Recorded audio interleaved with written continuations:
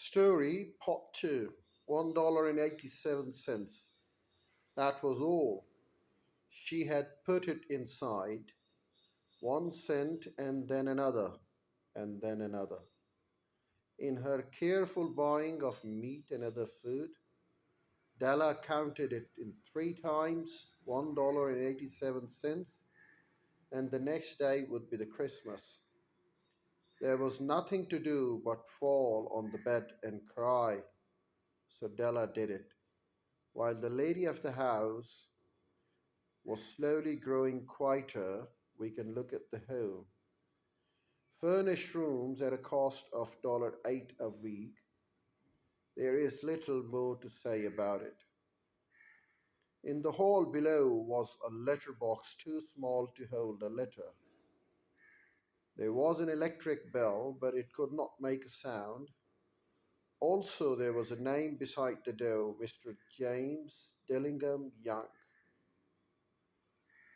When the name was placed there, Mr. James Dillingham Young was being paid $30 a week.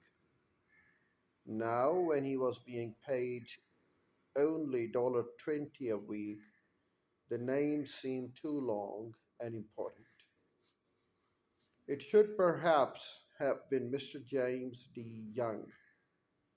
But when Mr. James Dillingham Young entered the furnished rooms, his name became very short indeed. Mrs. James Dillingham Young put her arms warmly about him and called him Jim. You have already met her. She is Della.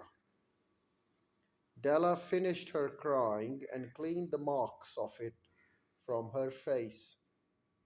She stood by the window and looked out with no interest. Tomorrow would be Christmas Day, and she had only $1.87 with which to buy Jim a gift. She had put aside as much as she could for months. With this result, $20 a week is not much. Everything had cost more than she had expected. It always happened like that. Only $1.87 to buy a gift for him, her Jim. She had had many happy hours planning something nice for him, something nearly good enough, something almost worth of the honor belonging to Jim. There was a looking glass between the window of the room.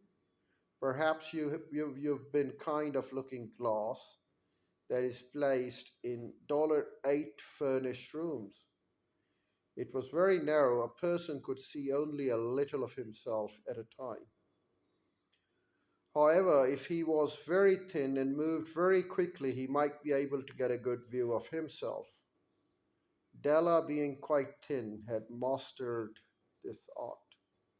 Suddenly she turned from the window and stood before the glass. Her eyes were shining brightly, but her face had lost its color. Quickly she pulled down her hair and let it fall to its complete length. The James Dillingham Youngs were very proud of two things which they owned. One thing was Jim's gold watch. It had once belonged to his father, and long ago it had belonged to his father's father. The other thing was Della's hair. If a queen had lived in the rooms near theirs, Della would have washed and dried her hair where the queen could see it. Della knew her hair were Della knew her hair was more beautiful than any queen's jewels and the gifts that they can ever expect. If a king had lived in the same house with all his riches, Jim would have looked at his watch every time they met. Jim knew that no king had anything so valuable as Jim had a watch, a golden watch. So the two precious possessions were Jim's golden watch and Della's beautiful hair.